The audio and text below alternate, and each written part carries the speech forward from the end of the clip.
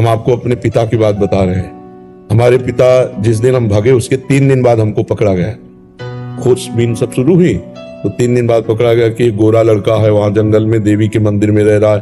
तो पहले बड़े भाई आए तो उनको तो कठोर शब्दों से कह के, बहुत विवेक प्रवीण था, बचपन में भी बहुत विवेक प्रवीण था, मतलब प्रवीण ना होता तो संसार की यात्रा काटते हुए भगवान ऐसे कैसे लाते। तो जब पिताजी आए तब हम मिल गए, क्योंकि वो एक कठोर स्वभाव के और बहुत धर्मात्मा पुरुष थे।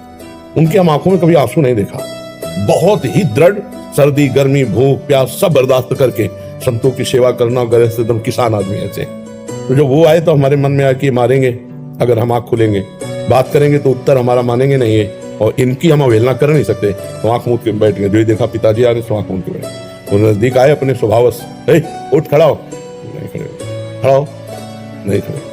तीसरी बार का आप खड़ा हो जा तो हमें लगा डंडा पड़ेगा, चौथी बार तो खड़े हो गए, बच्चे ही थे, खड़े हो गए। तो चाचा जी वगैरह उनको बड़े भैया कहते थे, तो हम भी पिताजी नहीं कहते थे, हम भी बड़े भैया कहते थे। तो हमका बड़े भैया आपसे एक प्रार्थना करें।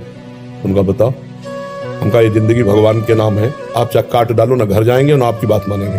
तो हम उनकी कृपा की बात बता रहे। एकदम चैप्टर बदल गया, जैसे भगवान की कृपा ना तो उनका सच्ची, हमका आपसे सच्ची बात कह रहे। घर नहीं जाओगे करना, कभी जिंदगी में ब्याह नहीं करोगे करना।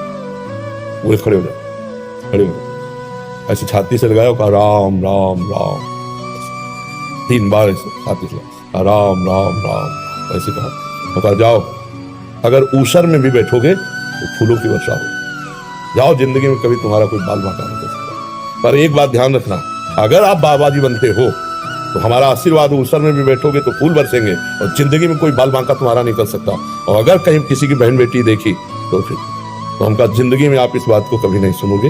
वो तो पधार गए, कई वर्ष हो गए उनको पधारे हुए, पर उनका आशीर्वाद, माता पिता का आशीर्वाद भगवान का आशीर्वाद होता है।